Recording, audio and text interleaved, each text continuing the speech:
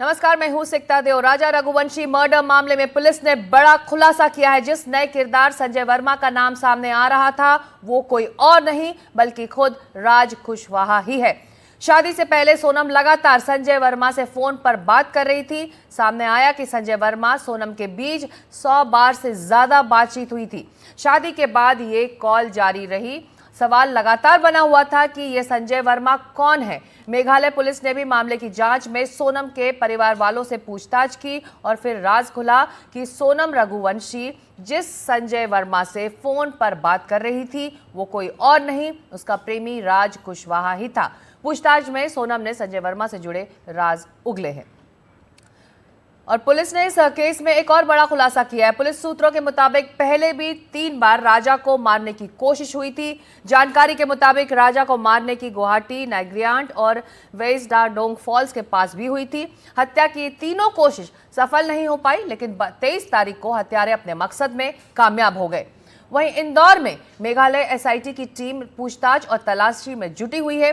Meghalaya SIT के मुताबिक Sonam phone जांच में अहम कड़ी हो सकते हैं। अब फोकस इंदौर पर है। मार्च से जून तक सोनम जिन लोगों के संपर्क में रही उन पर ध्यान केंद्रित किया जा रहा है। मेघालय पुलिस सूत्रों के मुताबिक ये जांच की जा रही है कि राजा के जो आभूषण थे, जो ज्वेलरी थी, उसका क्या हुआ है। सोनम ने परिवार के किसी दूसरे व्यक्ति के बैंक खाते का इस्तेमाल क्यों किया।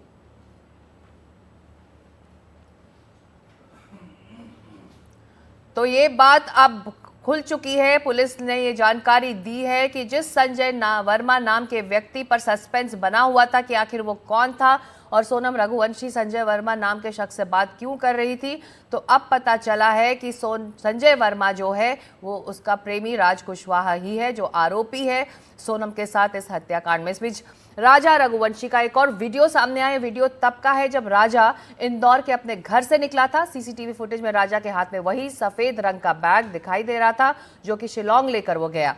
स्कूटी पर भी राजा के साथ यही बैग दिखा था। ये वीडियो तब का है जब राजा और सोनम इंदौर से गुवाहाटी के लिए निकल रहे थे।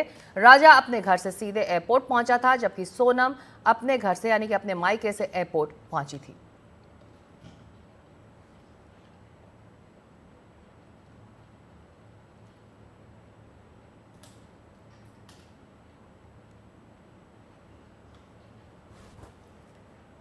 इस बीच शिलोंग पुलिस इंदौर में सोनम के घर पहुंची हुई है। पुलिस अधिकारी सोनम की मां और भाई से पूछताछ कर रहे हैं।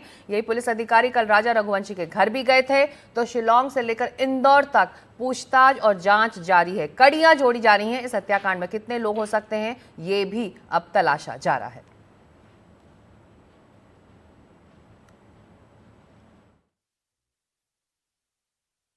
सोनम रघुवंशी 100 से ज्यादा कॉल करती थी एक शख्स को। नाम सामने आया संजय वर्मा। शादी के बाद भी सोनम इस नंबर पर करती थी बात।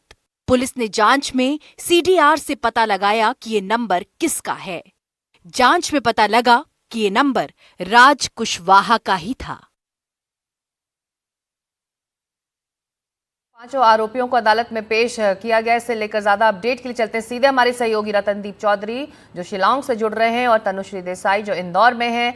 रतनदीप, कोर्ट में पेशी और 5 आरोपियों की और पुलिस रिमांड की गुजारिश पुलिस कर सकती है, अभी क्या अपडेट आपके पास? रतनदीप के पास चलेंगे, तकनीकी कारणों से हम शिलोंग से जुड़ नहीं पा रहे हैं। तनुश्री इस वक्त इंदौर में है। तनुश्री, एसआईटी की टीम इंदौर में भी है। दोनों परिवारों से लगातार वो बात कर रही है ताकि कड़ियां जुड़ पाएं। कुछ अपडेट, जांच किस दिशा में इस वक्त आगे बढ़ रही है?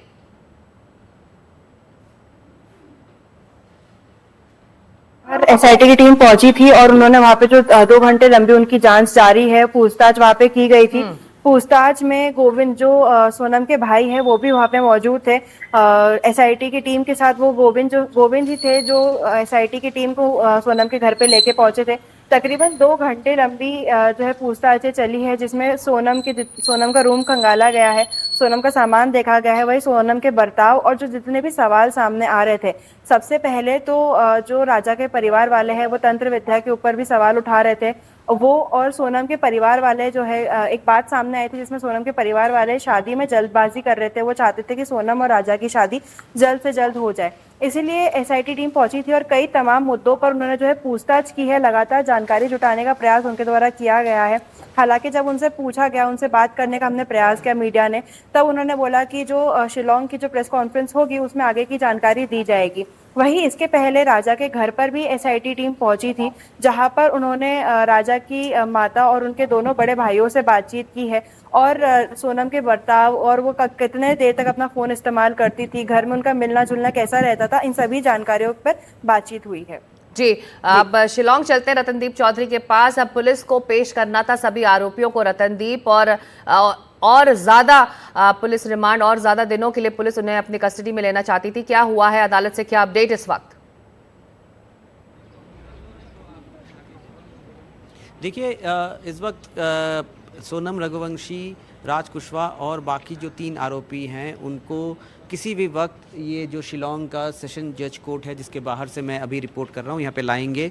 पुलिस सूत्रों के मुताबिक हमें जो खबर लग रही है कि पुलिस अब जो पेशगी होगी उसमें पुलिस ये अर्जी रखेगी कि 6 दिनों का रिमांड दिया जाए। देखना ये पड़ेगा कि जज क्या फ़ैसला लेते हैं, मगर मेघालय पुलिस का जो वो आर्ग्यूमेंट होगा कि अब तक जो इन्वेस्टिगेशन हुआ है वहाँ पे उनको ये जो मर्डर किस तरह से हुआ, कौन कौन अभियुक्त हैं, किसका क्या रोल था, इन सब का खुलासा हो चुका है, मगर और कुछ पहलू हैं जिसका खुलासा होना बाकी है। जैसे राजा रघुवंशी के परिवार ने कहा था कि राजा के पास जो गोल्ड ज्वेलरीज थे वो कहाँ है, सोनम का जो 2 फ़ोन था वो उसका क्या हुआ, क्योंकि सोनम ने अपने इंटरोगेशन में ये कहा है कि उसने लौटते वक्त फ़ोन को डिस्ट्रॉय कर दिया, मगर जो कॉल रिकॉर्ड डिटेल्स हैं राज कुशवाहा के उससे और सोनम रघुवंशी से, उससे ये पता चलता है कि सोनम इंदौर पहुंचने के बाद दूसरे और एक फ़ोन पे एक सिम कार्ड को एक्टिवेट किया था और वो फ़ोन सोनम गाज़ीपुर तक इस्तेमाल कर रही थी, ऐसा मेघालय पुलिस का मानना है। तो इसके ऊपर भी अब इन्वेस्टिगेशन चल रही है, क्योंकि वो फ़ोन ढूंढना मेघालय पुलिस के लिए बहुत महत्वपूर्ण है। उसके मेघालय पुलिस, इंदौर पुलिस और उत्तर प्रदेश पुलिस की भी सहायता ले रही है, और उसके साथ साथ बाकी जो लोग हैं राज कुशवाहा के कॉन्टैक्ट में उनको भी पूछताछ की जा रही है, क्योंकि मेघालय पुलिस की ये दलील है कि इंदौर से जो इन्फॉर्मेशन उनके एसआईटी के बाकी सदस्य भेज रहे हैं हेडक्वार्टर में, उसको फिर से कोरेबोरेट करने के लिए ये जो पुलिस रिमांड इसकी ज़रूरत है सोनम, राज और बाकी अभियुक्तों की। जी, आप नजर रखें इस अदालत की कार्रवाई पर, हम लौटेंगे आपके पास। फिलहाल अपडेट के लिए शुक्रिया रतनदीप और तनुश्री आपका इंदौर से। सोनम रघुवंशी की तरह एक और मामला बिहार के मधेपुरा जिले में भी सामने आया है। बूढ़ी गांव में मंगलवार की रात एक पत्नी ने पति की गला काटकर हत्या कर दी। मृतक का नाम रंजीत राम था।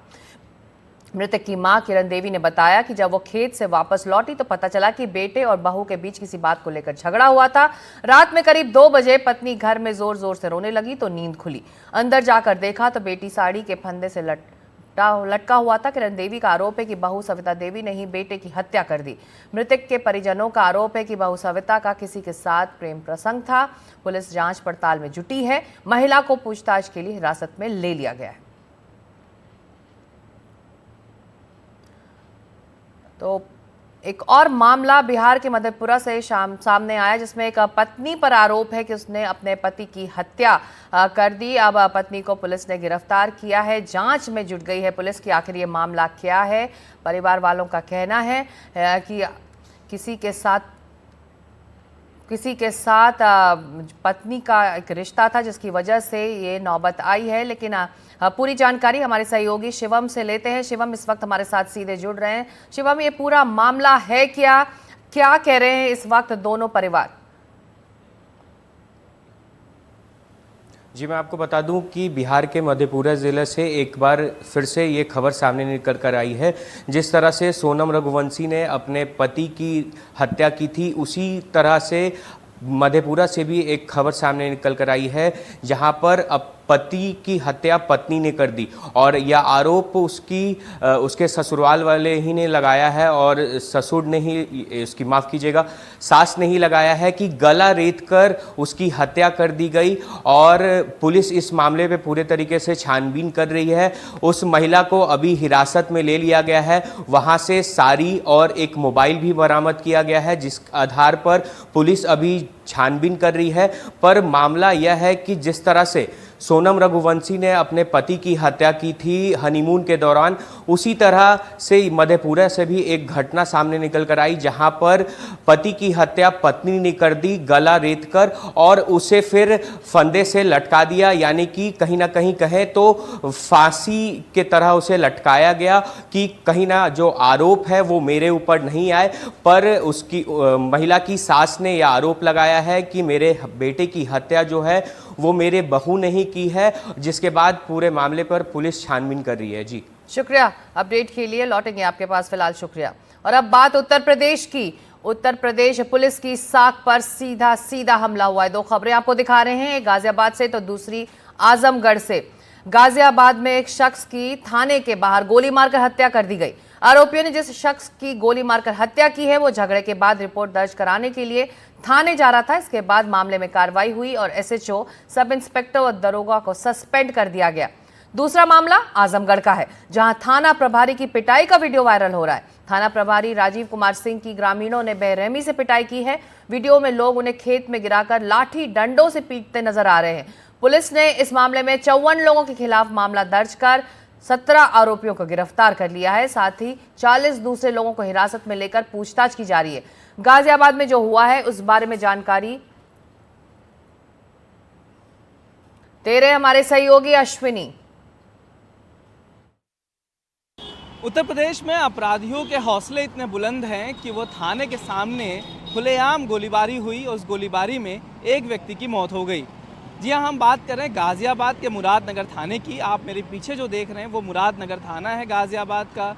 यहाँ पर सुबह से ही चहलगर्मी है। डीसीपी, एसीपी समेत तमाम अधिकारी यहाँ पर पहुँचे हुए हैं और जांच कर रहे हैं। लेकिन सवाल है कि क्या स्टेशन, पुलिस स्टेशन के सामने कैसे कोई अपराधी घटना की जा सकती है। इसका मतलब है कि अपराधियों में डर नहीं है। ये थाने की दूसरी तरफ थाना ही है। थाने की दूसरी तरफ ये जो आप रोड देख रहे हैं, इसी रोड पर रात को 11 बजे मिंटू शर्मा नाम के एक व्यक्ति को गोली मारी गई। मोंटी और अजय नाम के दो व्यक्तियों ने इनके ऊपर 4 गोलियां चलाई और उस गोलियों में वो घायल हो गया। घायल अवस्था में उसे अस्पताल में भर्ती कराया गया, जहां उसकी मौत हो गई। पुलिस इस पूरे मामले की जांच कर रही है। पुलिस ने अभी तक 5 लोगों की 5 टीमें बनाई हुई हैं और जांच करने की बात कर रही है। पुलिस का दावा है कि जल्द ही आरोपियों को पकड़ लिया जाएगा। तो उत्तर प्रदेश के 2 मामलों की जानकारी हम आपको बता रहे हैं। 2 तस्वीरें आप देख सकते हैं अपने स्क्रीन पर। उत्तर प्रदेश पुलिस की साख पर जिस वक्त सीधा हमला हुआ है, एक तस्वीर है गाजियाबाद की तो दूसरी आजमगढ़ की। गाजियाबाद में एक शख्स के थाने के बाहर गोली मारकर हत्या कर दी गई। वहीं दूसरी तरफ आजमगढ़ में पुलिसकर्मी की बेरहमी से लाठी डंडों से लोगों ने पिटाई की है। तो ये 2 तस्वीरें हैं जिस पर अब सवाल उठ रहे हैं कि आखिरकार ऐसा क्या हुआ कि पुलिस की साख पर यह सीधा हमला हुआ है और ऐसी हिम्मत और ऐसी दबंगई क्यों कि पुलिस वालों को ही यहाँ पर एक तरह से उन पर हमला किया गया है।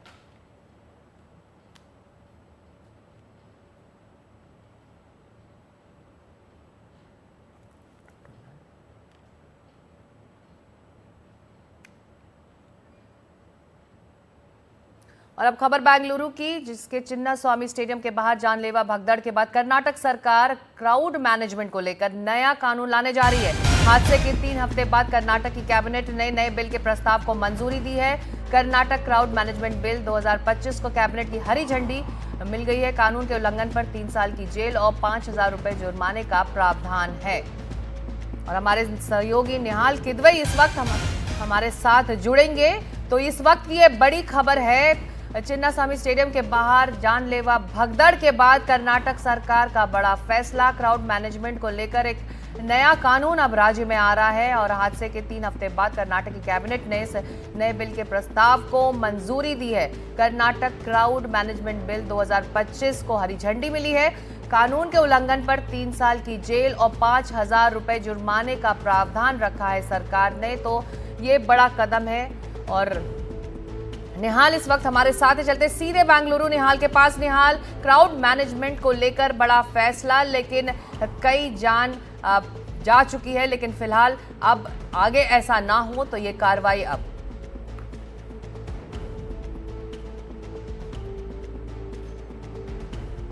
निहाल, अगर आप मुझे सुन सकते हैं, बड़ा फैसला क्राउड मैनेजमेंट को लेकर राज्य सरकार का।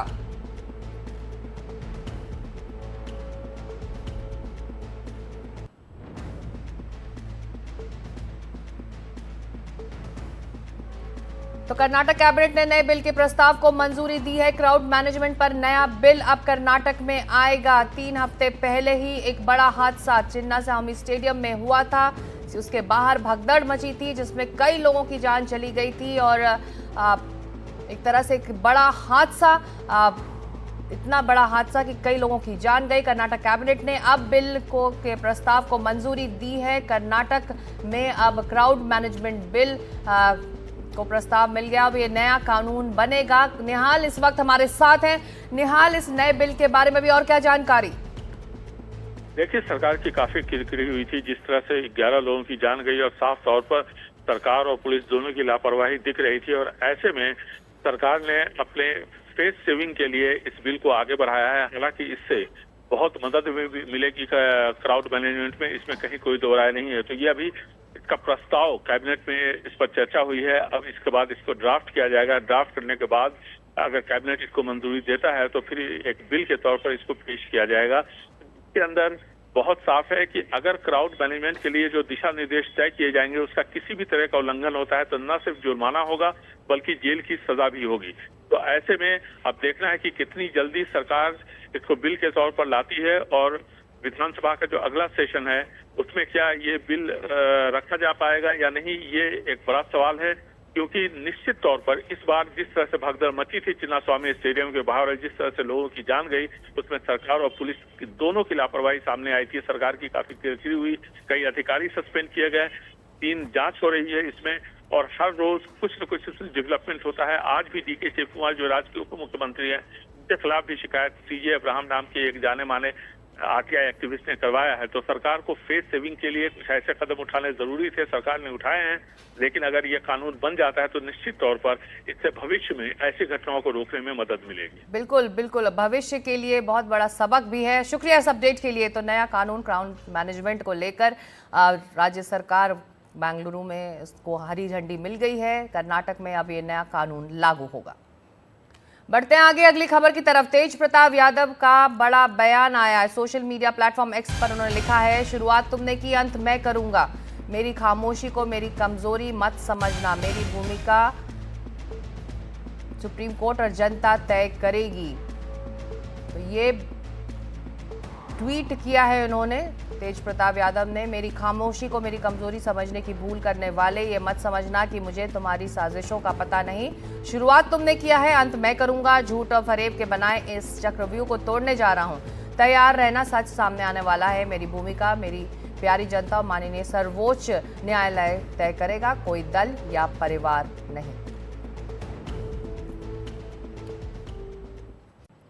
महाराष्ट्र में शिवसेना के दोनों गुट आज अपना स्थापना दिवस मना रहे हैं। शिवसेना आज 59 साल की हो गई है, जहां उद्धव ठाकरे की सभा सायन के षणमुखानंद चंद्रशेखर सरस्वती सभागृह में होगी। वहीं एकनाथ शिंदे ने वर्ली के NSCI डोम में समर्थकों को बुलाया है। चुनाव के मद्देनजर रखते हुए दोनों तरफ से बड़े बयान सामने आ सकते हैं। सवाल यह है कि क्या उद्धव ठाकरे राज ठाकरे को दोस्ती का प्रस्ताव देंगे। और अभिषेक अवस्थी हमारे सहयोगी वर्ली में मौजूद हैं, जहां पर एकनाथ शिंदे का कार्यक्रम चल रहा है, और अनुज रायते हैं माटुंगा में, जहां पर उद्धव ठाकरे का कार्यक्रम चल रहा है। दोनों के पास अब चलते हैं। अनुज, दोनों ही शिवसेना गुट इस वक्त स्थापना दिवस मना रहे हैं।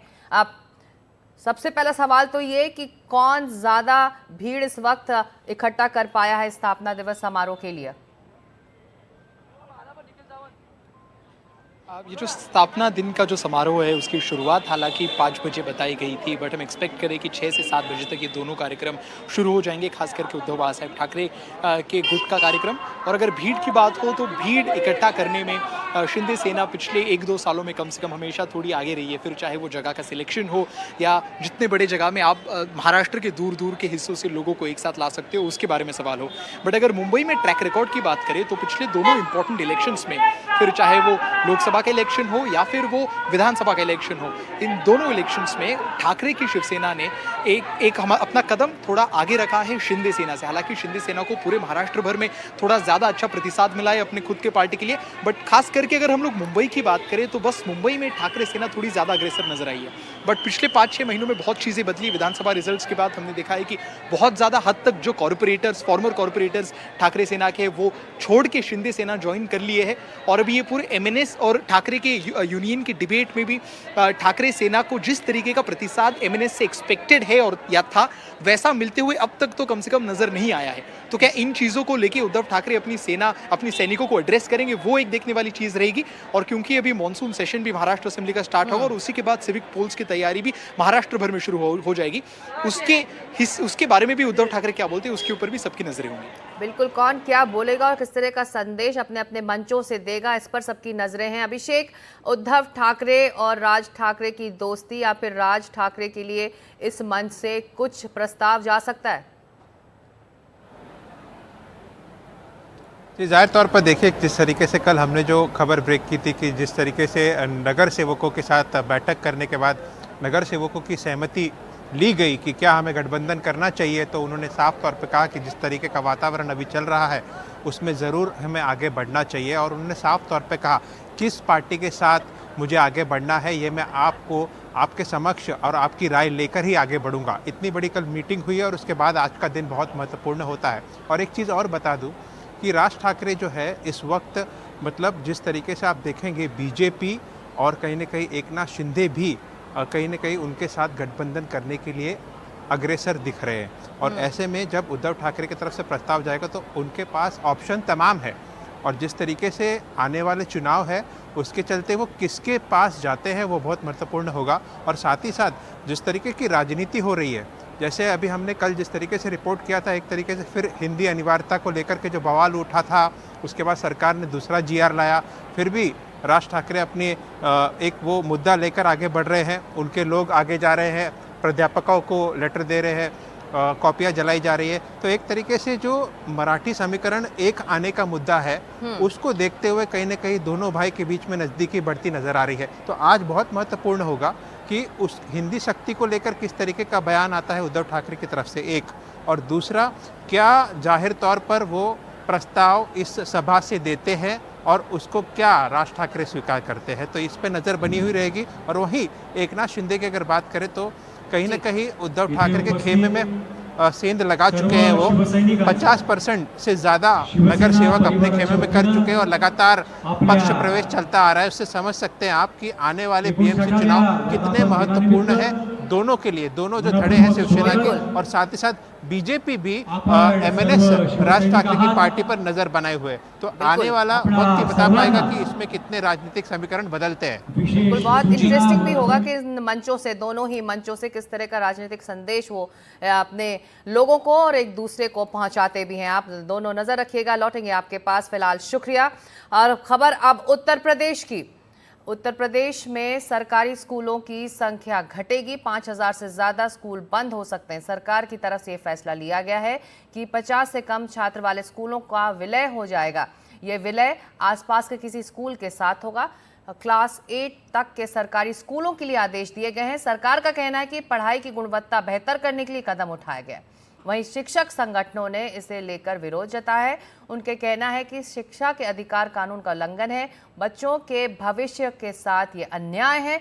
सरकार को चेतावनी दी गई है कि फैसला वापस लें वरना अदालत का दरवाजा खटखटाएंगे वो सभी। और रणवीर हमारे सहयोगी लखनऊ से इस वक्त जुड़ रहे हैं। रणवीर, सबसे पहले तो ये समझाइए, इस विलय को लेकर जो फैसला लिया गया है, क्या वाकई ये स्तर सुधारने के लिए है या फिर शिक्षकों की कमी है वहां पर इसलिए ये फैसला लिया गया है, या बच्चे नहीं आ रहे पढ़ने? देखिए, इसकी दो वजह है। सरकार का तर्क ये है कि जहां भी 50 से कम बच्चे हैं जिस भी स्कूल में, वहां टीचर्स की संख्या करीब 2 है और पूरी तरीके से टीचर्स डेडिकेशन के साथ क्लास 1 से लेकर 5th तक पढ़ाई नहीं करवा पाता है, क्योंकि 2 ही टीचर हैं। अनुपात के हिसाब से अगर देखेंगे तो 30 बच्चों पर 1 टीचर होना चाहिए। तो ऐसे में 2 या 3 टीचर्स 1 से लेकर 5वीं तक की पढ़ाई ठीक से नहीं करा पाएंगे और इसीलिए बच्चों को बाहर बिठा लिया जाता है, एक ही क्लास में बिठा लिया जाता है। तो ये नौबत ना आए एक क्लास का बच्चे को एक ही टीचर टीचर पढ़ाए, ये व्यवस्था लागू करने के लिए ऐसे स्कूल जहां बच्चों की संख्या 50 से कम है, उन स्कूलों को आसपास के गाँव में मर्ज करने का प्लान है। अब इसको मर्ज करेंगे तो इसमें ये देखा जाएगा कि कोई बीच में नदी ना आए, कोई इस तरह की रुकावट ना आए, ताकि बच्चों को पहुंचने में कोई दिक्कत हो। इस तरह की चीज़ों को ध्यान रखा जाएगा। अब शिक्षकों का या शिक्षक संगठनों का जो तर्क है वो ये है कि ये स्कूल मर्ज नहीं किए जा रहे हैं, बल्कि 5000 स्कूल बंद किए जा रहे हैं और इसलिए वो उसका विरोध कर रहे हैं।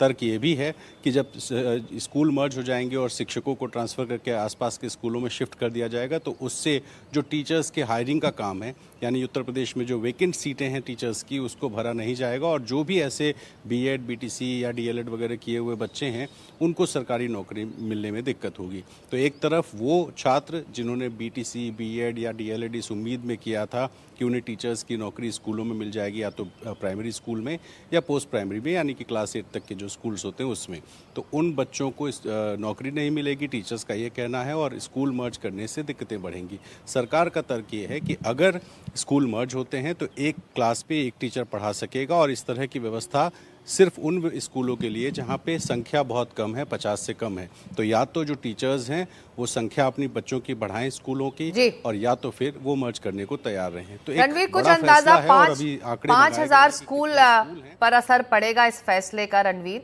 आप तो ऐसे में इस बात का अंदाजा लगाया जा सकता है कि ये विलय होगा तो कितने बच्चे इस 5,000 स्कूलों के विलय के बाद या इनके बंद होने के बाद प्रभावित हो सकते हैं, या फिर उनको शिफ्ट करना होगा दूसरे स्कूल्स में?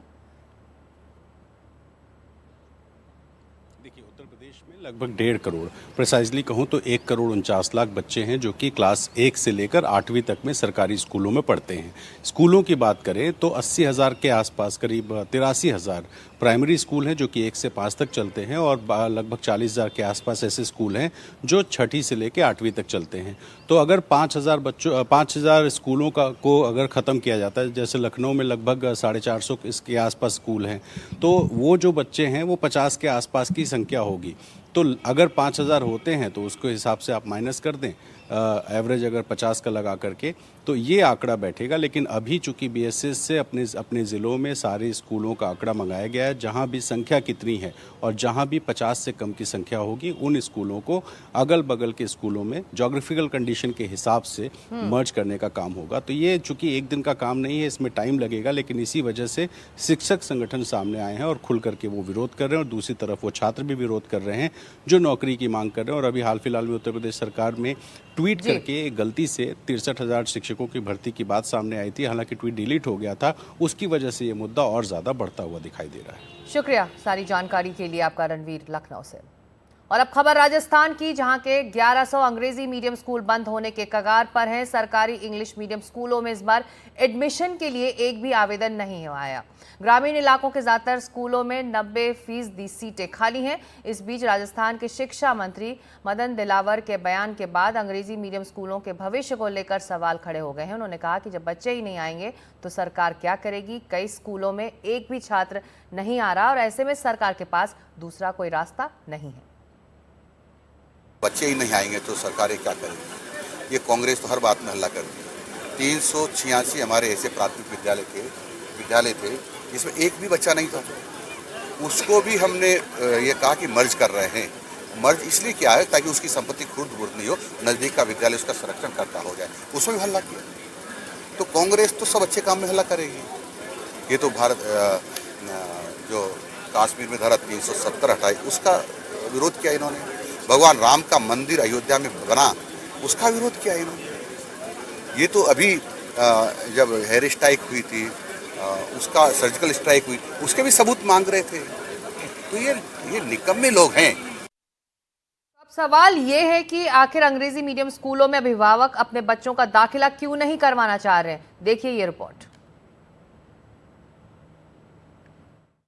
प्रदेश में जल्द ही नए सत्र की शुरुआत होने जा रही है, तो वहीं पर अगर बात की जाए प्रदेश के सरकारी महात्मा गांधी स्कूलों की, तो उनमें भी जो है आवेदन प्रक्रिया है वो कंप्लीट कर ली गई है। इसके साथ ही अगर बात की जाए प्रदेश के 3737 स्कूलों की, तो वहाँ पर भी जो है इस प्रक्रिया को लेकर जो है तमाम जो प्रक्रिया होती है उसको कंप्लीट कर लिया गया है। लेकिन इस बार जो है प्रदेश के ऐसे जो ग्रामीण जो 1100 ऐसी स्कूलें हैं जहाँ पर 90% सीटें हैं वो अभी भी खाली है। लिहाजा अब देखने वाली बात यह है कि जिस तरीके से जो प्रदेश के जो स्टूडेंट्स रहते हैं, ग्रामीण इलाकों के अंदर जो स्टूडेंट्स रहते हैं, उसमें जिस तरीके से जो सीटें खाली मिली है उसको लेकर जो है जो शिक्षा विभाग है उसने भी एक रिपोर्ट मांगी है और जल्द ही उस रिपोर्ट को सौंपने की बात कही है। क्योंकि जो ग्रामीण परिवेश के अंदर ऑनलाइन प्रक्रिया के बारे में ज़्यादा जानकारी नहीं होने के चलते जो है आवेदन कम मिले हैं और इसी की वजह से जो है ऑनलाइन लॉटरी सिस्टम के अंदर